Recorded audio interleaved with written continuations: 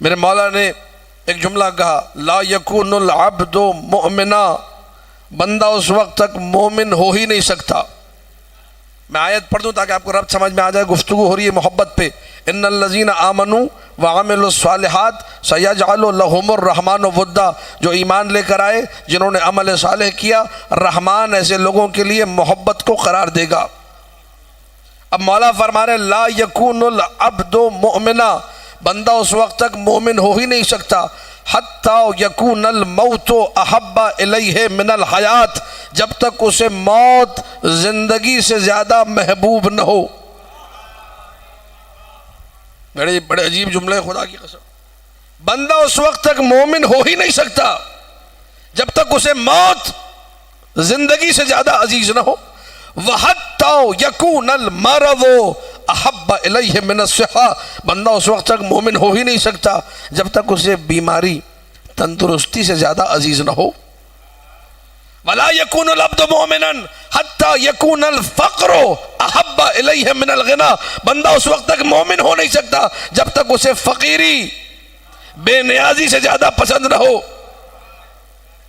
آپ لوگ کہہ رہے ہیں کیا کہنے، سبحان اللہ۔ وہاں ایک بندہ کھڑا ہو گیا اصحاب میں سے، امام کے اصحاب میں سے، مولا پھر تو کوئی بھی مومن نہیں ہے۔ بھائی اگر میں بھی کہوں کہ جی مجھے موت زندگی سے زیادہ عزیز ہے تو ممبر پہ بیٹھ کے جھوٹ بول رہا ہوں گا، ٹھیک ہے یا نہیں ہے؟ سب کو زندگی عزیز ہوتی ہے، موت کسی کو بھی عزیز۔ میں کہوں مجھے بیماری عزیز ہے تو مجھ سے بڑا جھوٹا کوئی نہیں ہے۔ توجہ ہے کہ نہیں؟ ہر ایک کو تندرستی عزیز ہے۔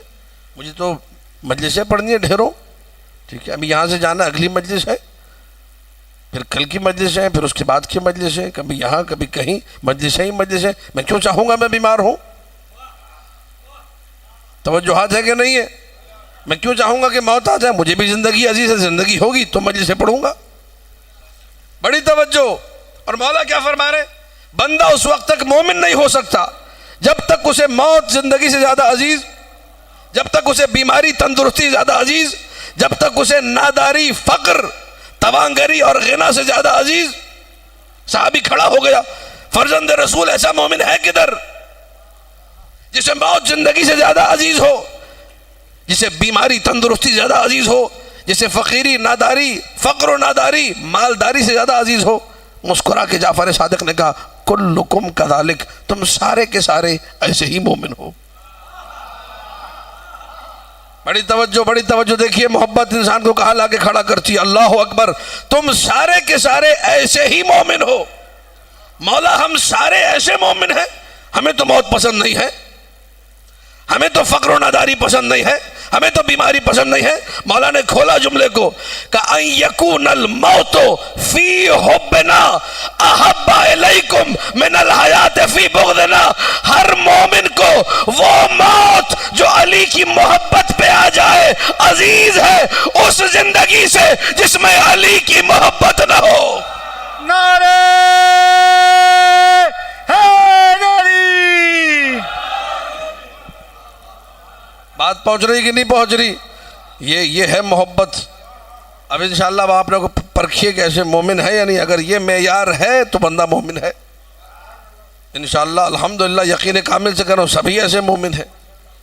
موت آ جائے لیکن علی کی زندگی 150 سال کی مل جائے گی لیکن علی کی محبت نہیں ہوگی۔ چاہیے ایسی زندگی؟ آپ بولیں گے لعنت سے اور بے شمار ایسی زندگی پہ جس زندگی میں علی کی محبت نہ ہو۔ تندرستی ملے گی، کوئی بیماری، کوئی بخار، کوئی ٹینشن نہیں، کوئی پریشانی نہیں، ڈاکٹر کے پاس کبھی نہیں جانا ہوگا، لیکن علی کی محبت چھین لی جائے گی۔ آپ کہیں گے میں بیمار رہ لوں وہ زیادہ بہتر ہے، لیکن علی کی محبت چاہیے۔ پیسہ ملے گا بے دریغ بے حساب، لیکن علی کی محبت۔ یاد آیا وہ حدیث کا جملہ جب کسی نے آ کے شکوہ کیا تھا مولا سے، مولا غریب ہوں مدد کیجئے، مولا فقیر ہوں مدد کیجئے۔ مولا نے کہا تم فقیر تو نہیں ہو، غریب تو نہیں ہو۔ کہنے لگا نہیں مولا میرے گھر کے حالات بڑے برے ہیں، بچے رو رہے ہیں گھر میں، فاقہ ہو رہا ہے۔ مولا نے کہا ٹھیک ہے، اگر تم کہہ رہے ہو تو ہمیں ہماری محبت دے دو، میں تمہیں لال سونے کی اینٹیں دے دیتا ہوں، لے جاؤ، تمہاری نسلیں کھائیں گی۔ زمین کے خزانوں کے مالک نے زمین پہ ہاتھ مارا، زمین سے کئی سونے کی اینٹیں نکل کے آ گئی، کہ یہ اٹھا کے لے جاؤ، بس ہماری محبت ہمیں دے دو۔ خاموش ہو گیا، کہنے لگا مولا میں سودا نہیں کر سکتا ہوں۔ معصوم نے فرمایا تم تو کہہ رہے تھے میں غریب ہوں، اینٹیں دیکھ کے سونے کی ٹھکرا دی تم نے۔ اللہ اکبر، اللہ اکبر۔ یہ ہے محبت علی کا اعجاز۔ دنیا والوں کو یہ محبت نظر، دنیا والوں کا دماغ مکمل خراب ہے اس معاملے میں۔ انہیں کچھ ظواہر دکھائی دیتے ہیں، وہ بھی ٹھیک سے دکھائی، اور یہ مسئلہ آج کا نہیں ہے، یہ قدیم الایام سے پہلے دن سے چلا آ رہا ہے۔